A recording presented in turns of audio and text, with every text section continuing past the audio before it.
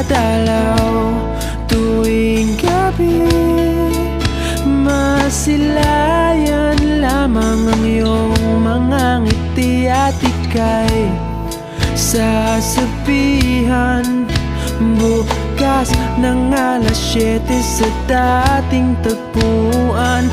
Buo ang araw ko, marinig ko lang ang mga